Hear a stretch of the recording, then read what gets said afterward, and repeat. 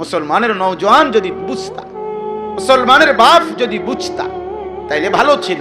তাইলে বুঝতা যে আখিরাত মূল, আল্লাহ পরিচয় যার আছে, রাসূল পরিচয় যার আছে, লা ইলাহা ইল্লাল্লাহ এই কালেমা যার আছে, মুহাম্মাদুর রাসূলুল্লাহ এই কালেমা, এই রাসূল নাম যার জানা আছে, খোদার কসম তার দুনিয়া কিছুই হিসাব করার, খাইলেও সমস্যা নাই, না খাইলেও সমস্যা নাই, সুখে থাকলেও সমস্যা নাই, দুঃখে থাকলেও সমস্যা নাই, আনন্দ হইলেও সমস্যা নাই, বেদনা হইলেও সমস্যা নাই। কারণ মুমিন কলিজা দিয়ে এটা ইয়াকিন করে, আনন্দ হইলেও মরে যাব, দুঃখ থাকলেও মরে যাব, অট্টালিকায় থাকলেও মরে যাব, জীর্ণ কুটির কুড়ে ঘরে এখানেও মৃত্যু হবে, চাকরি হইলেও মৃত্যু হবে, চাকরি না হইলেও মৃত্যু হবে, তিন বেলা খানা ঠিক মতো খাইলেও মৃত্যু হবে, আবার অভুক্ত থাকলেও মৃত্যু হবে। মৃত্যুই যেহেতু সমাধান, মৃত্যুই যেহেতু চূড়ান্ত পরিণতি, চলেই যেহেতু যেতে হবে, আখিরাতেই যেহেতু ফিরতে হবে, আল্লাহর মুখোমুখি যেহেতু হতেই হবে, অতএব বিবেকের দাবি, ইনসাফের দাবি, যুক্তির দাবি, মানবিকতার এটাই দাবি যে আমি আমার আল্লাহকেই ডাকবো, আল্লাহর গোলামি করব।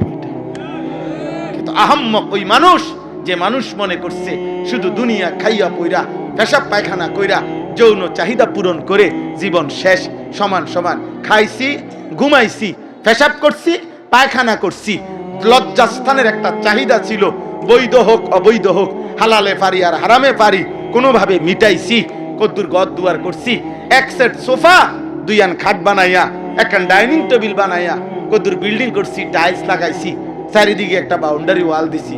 হুজুর দোয়া করেন, এখন আশা করি আর মূল্যে অসুবিধা নাই, আল্লাহর রহমতে গুছাই লাইছি। আপনি মরেন, দোয়া করলাম, আপনি নিরিবিলি নিশ্চিন্তে মরে যান। হ্যাঁ, মরবার আগে জানাইন মানুষের যে আমি মরতে আছি, আল্লাহর রহমতে টেনশন নাই, সোফার কাম শেষ, চার ডালাই দিয়ে লাইছে, মানুষের জানাই যায়। বাহ, উনি মনে করছে জীবনে দুটো খাইয়া পরে মিলাইছে, সোফায় আর খাটে মিলাইয়া দুলিয়া হিসাব মিলাই লাইছে। এই মুমিনের জীবন, এই মুসলমান। আখিরাত কোথায়? আহসিবান নাসু আন ইউতরাকু আন ইয়াকুলু আমান্না ওয়া হুম লা ইফতানুন।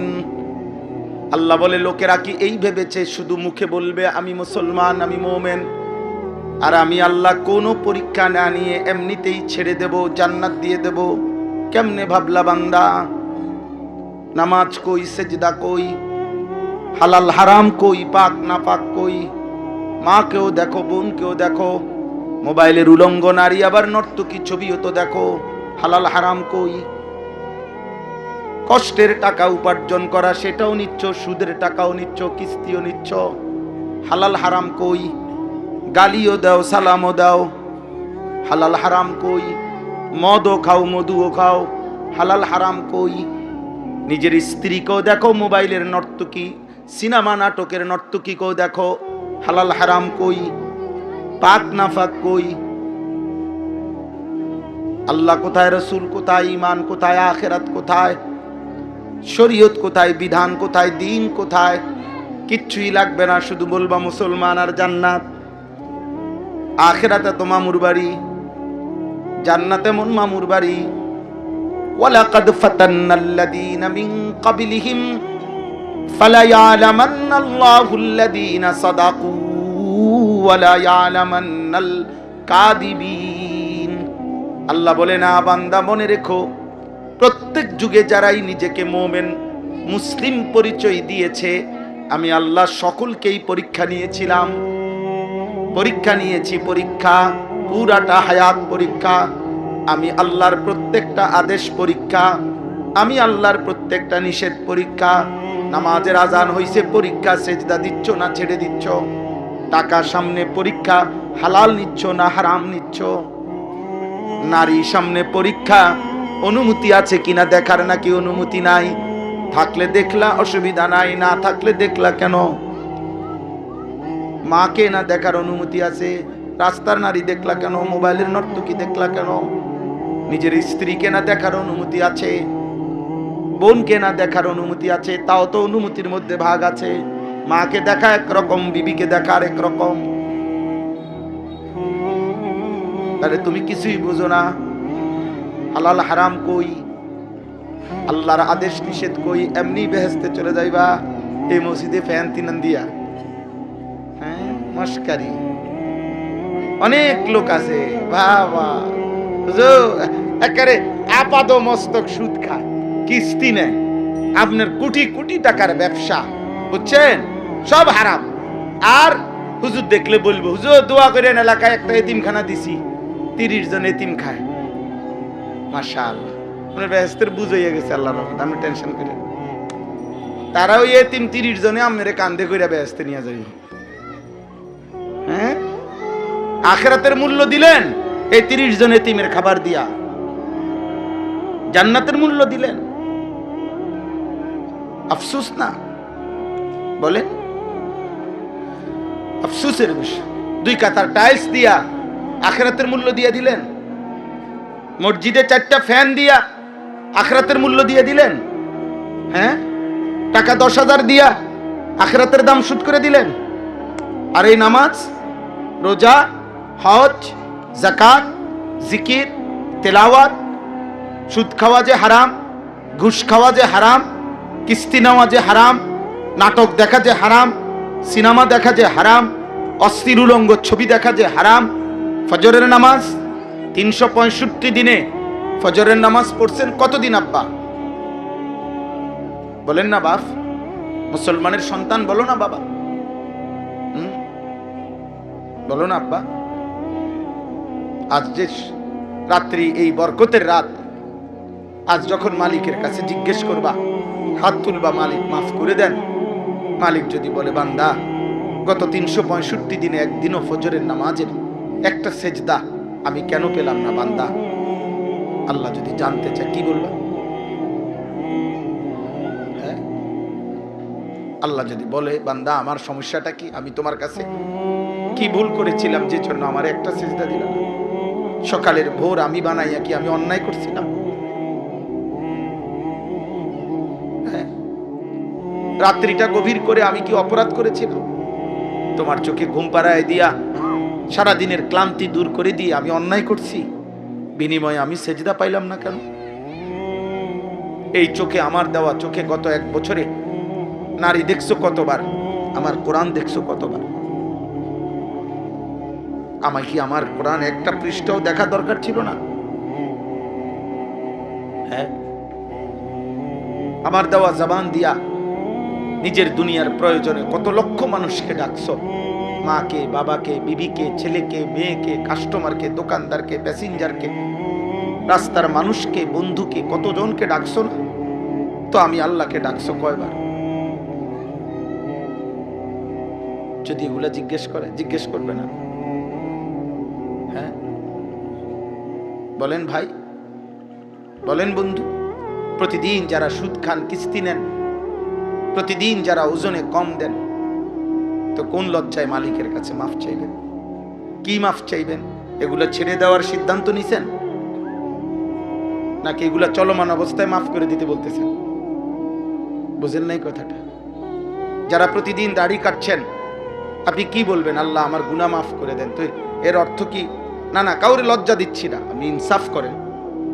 আপনি বলেন, আগে বোঝাপড়া করেন যে এই গুনাহ ছেড়ে দিয়ে মাফ চাচ্ছেন, নাকি গুনাহ আমি জাগাতে থাকবে, কালকেও আবার আগের মতোই থাকবে, বাকি আজকে রাত্রে মাফ করবেন। আল্লাহ বলবে কিতা মাফ করতাম, মানে কি সিস্টেমটা কি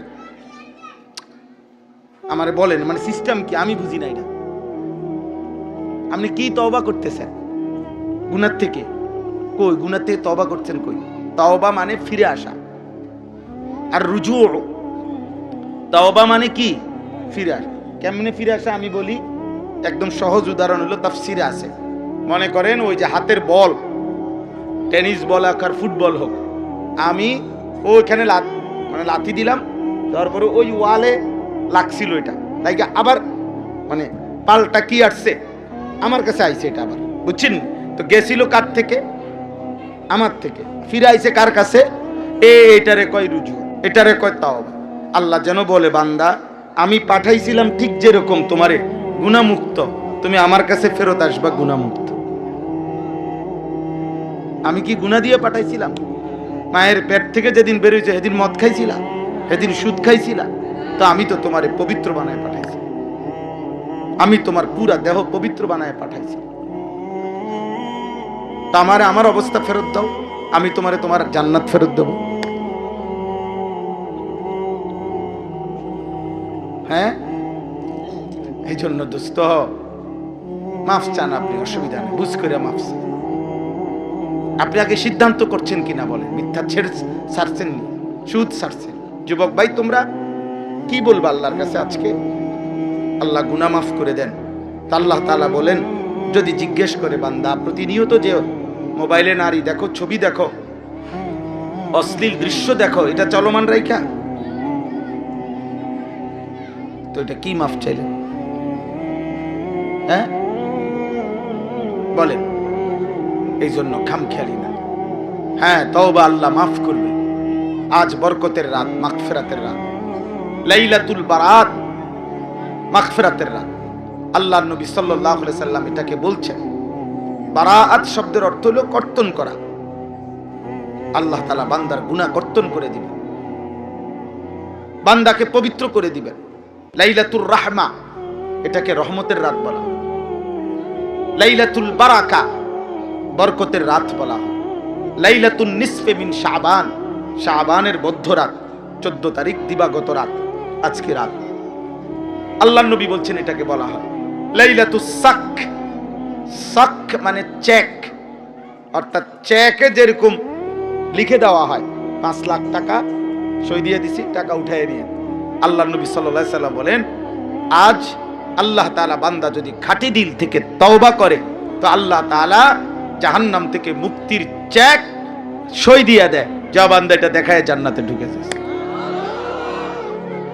এটা লাইলাতুল বারাত। এগুলার ডাকলো কেডাই বাচ্চা, এগুলার আমি বুঝি, এগুলো এতক্ষণ ছিল না। তাইলে বলেন, আচ্ছা আর অল্প একটু কথা আমার, আমি এই আয়াতগুলো তর্জমা বললেই শেষ। তাইলে আমার ভাই, আমার নওজোয়ান আব্বা, বয়স্ক বাপ, আমি, আপনি সবাই মাফ চাইব, আমরাও মাফ চাই। আমরাও ইনশাল্লাহ রোজা রাখবো, সেহরি খাবো ইনশাল্লাহ। বাসায় বাচ্চা কাচ্চারা বলে আসছি, আমার ছোট ছেলে মেয়ে আছে 4 জন, সবাইরে বলছি যে আব্বু আমি আসবো আবার রাত্রে, যত রাতে হোক তোমরা সজাগ থাইকো। আব্বু এসে আবার ঘরে দোয়া করবো, তোম করে নিয়ে দোয়া করবো। বিবিরে বলছি, বাচ্চা ঘরে বলে রাখবো, তুমি সব ঠিক আছে, কিন্তু মাফ চাইবেন। যে কি মাফ চাইবেন? তওবা 3 জিনিসের নাম। গুনাহ মাফ চাইতে হয় প্রকৃত অর্থে তওবার মাধ্যমে, তো তওবা 3 জিনিসের নাম। 1, গুনাহ সম্পূর্ণরূপে ছেড়ে দেওয়া। 2, আর করবে না, শতভাগ দিল থেকে ওয়াদা দেওয়া। 3, লজ্জিত এবং অনুতপ্ত হয়ে মাফ চাওয়া। এই 3টা মিললে তওবা।